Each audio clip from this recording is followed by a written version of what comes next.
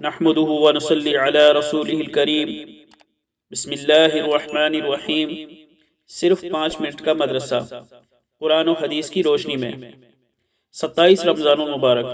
Number 1، اسلامی تاریخ۔ فتح مکہ۔ رسول اللہ صلی اللہ علیہ وسلم نے صلح حدیبیہ میں مشرکین مکہ سے جو معاہدہ کیا تھا، انہوں نے اس کی خلاف ورزی کرتے ہوئے بنو بکر کے ساتھ مل کر مسلمانوں کے حلیف قبیلے بنو خزاعہ پر حملہ کیا۔ حرم میں پناہ لینے کے باوجود بھی انہیں قتل کیا۔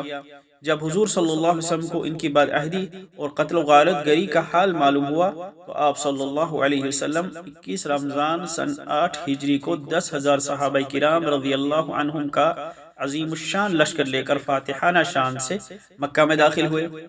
اہل مکہ نے جو ظلم و ستم 13 سالہ دور میں حضور صلی اللہ علیہ وسلم اور صحابہ پر ڈھایا تھا، آج وہ یہ سوچ رہے تھے کہ ہم سے ہر ایک ظلم کا بدلہ لیا جائے گا، مگر رحمت دو عالم صلی اللہ علیہ وسلم کے عفو و درگزر کا حال دیکھیے کہ جن دشمنوں نے آپ کو گالیاں دی تھیں، راستے میں کانٹے بچھائے تھے، جس میں اتھر پر نماز کی حالت میں گندگی ڈالی تھی، آپ کو دیوانہ و پاگل کہا تھا، حتیٰ کہ آپ کو محبوب وطن مکہ چھوڑنے پر مجبور کیا، اور ہجرت کے بعد بھی مدنی زندگی میں آپ کے ساتھ جنگ کرتے رہے اور آپ کے قتل کی سازشیں کرتے رہے، مگر قربان جائیے کہ حضور صلی اللہ علیہ وسلم نے ایسے تمام ظالم دشمنوں کے حق میں عام معافی کا اعلان کر دیا۔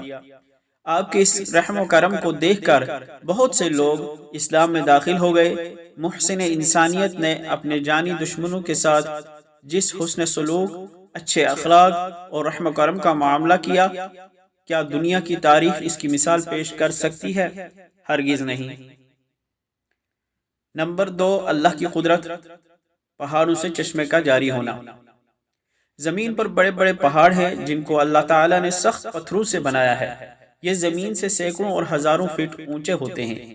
اگر سوچا جائے تو وہاں پانی کا نام و نشان بھی نہیں ہونا چاہیے، لیکن یہ اللہ تعالیٰ کی بڑی انوکھی قدرت ہے کہ وہ ہزاروں فٹ اونچے پتھروں سے پانی کے صاف و شفاف چشمے جاری کر دیتا ہے، اور یہ چشمے دھیرے دھیرے بہتے رہتے ہیں، یہاں تک کہ وہ پہاڑوں سے نکل کر ندیوں اور نہروں کی شکل میں جاری ہو جاتے ہیں۔ یہ اللہ کی قدرت ہے کہ سخت ترین پتھروں کے درمیان سے پانی کا چشمہ جاری کر دیتے ہیں۔ نمبر 3، ایک فرض کے بارے میں۔ صدقہ فطر کس پر واجب ہے؟ رسول اللہ صلی اللہ علیہ وسلم نے ہر چھوٹے بڑے، مرد عورت، آزاد و غلام مسلمان پر 1 ساق کھجور یا 1 سا جو صدقہ فطر واجب قرار دیا ہے، اور نماز عید سے پہلے اس کی ادائیگی کا حکم دیا ہے۔ نمبر 4، ایک سنت کے بارے میں۔ جمعہ اور عیدین کے لیے غسل کرنا۔ آپ صلی اللہ علیہ وسلم جمعہ، عیدین اور عرفہ کے دن غسل فرماتے تھے۔ نمبر 5، ایک اہم عمل کی فضیلت۔ خشوع والی نماز معافی کا ذریعہ۔ رسول اللہ صلی اللہ علیہ وسلم نے فرمایا، اللہ کا جو بندہ ایسی 2 رکعت نماز پڑھے جس میں کسی طرح کی کوئی بھول چوک نہ ہوئی ہو، تو اللہ تعالیٰ اس نماز کے بدلے میں اس کے سارے پچھلے گناہ معاف فرما دے گا۔ نمبر 6، ایک گناہ کے بارے میں۔ حسد کی ممانعت۔ رسول اللہ صلی اللہ علیہ وسلم نے فرمایا، آپس میں بغض، کینہ نہ رکھو، حسد نہ کرو، پیٹھ پیچھے کسی کی برائی نہ کرو، بلکہ اللہ کے بندے اور آپس میں بھائی بن کر رہو۔ نمبر 7، دنیا کے بارے میں۔ دنیا میں نیک اعمال کا بدلہ ملنے کا خوف۔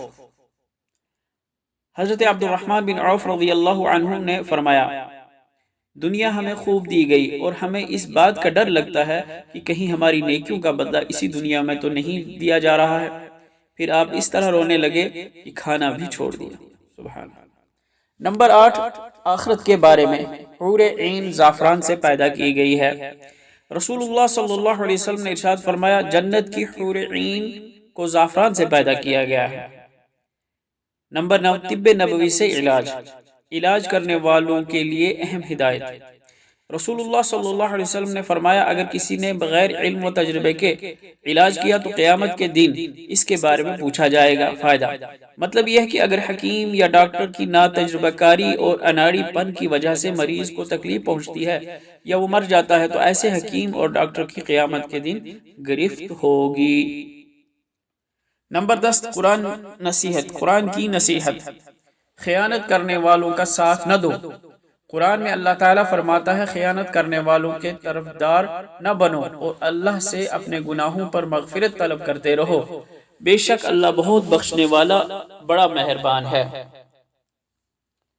وآخر دعوانا الحمدللہ رب العالمین۔ اللہ تعالیٰ ہمیں عمل کرنے کی توفیق عطا فرمائے۔